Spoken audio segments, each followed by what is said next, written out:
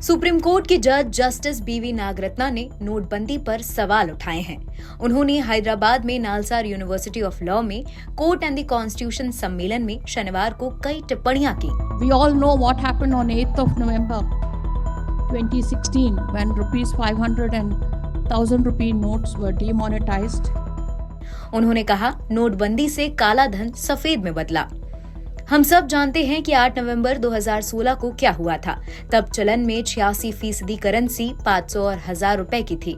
उस मजदूर की कल्पना कीजिए जिससे रोजमर्रा की जरूरतों के लिए नोट बदलना पड़ा। इसके बाद 98% करेंसी वापस आ गई।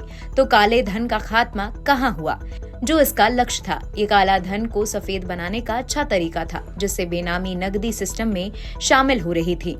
मैंने केंद्र सरकार के इस कदम के खिलाफ असहमति जताई क्योंकि इससे आम आदमी को काफी परेशानी उठानी पड़ी। मुझे लगता है कि प्रतिबंध से भारत सरकार के कथित तौर पर काले धन के खिलाफ कार्रवाई है। इसके बाद आयकर कार्रवाई का क्या हुआ ये हम नहीं जानते। सरकार के इस फैसले से आम आदमी बहुत अधिक परेशान हो गया। A recommendation being made by the RBI to the central government to demonetize it. I, however, held that the manner in which it was done was not correct. दरअसल बीते साल जनवरी में सुप्रीम कोर्ट की 5 जजों की बेंच ने नोटबंदी के फैसले को 4/1 से अवैध ठहराया था। उस बेंच की सदस्य रहीं जस्टिस नागरत्ना ने नोटबंदी को असंवैधानिक करार दिया था।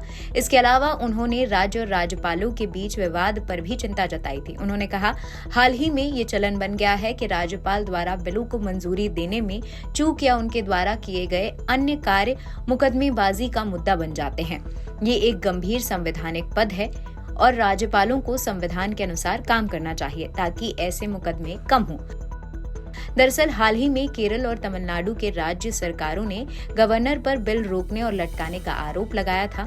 इसे लेकर नागरत्ना ने कहा, राज्यपालों को ये बताया जाना ठीक नहीं है कि उन्हें क्या करना है और क्या नहीं करना। मुझे लगता है कि अब वो समय आ गया है कि जहां उन्हें बताया जाए कि वो संविधान के अनुसार कर्तव्यों का पालन करें।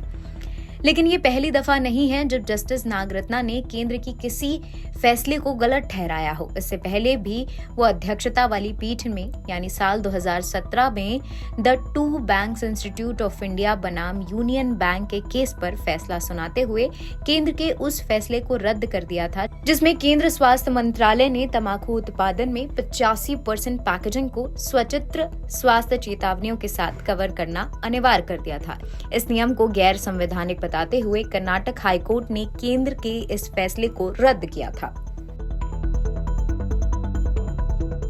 NBT ऑनलाइन की रिपोर्ट।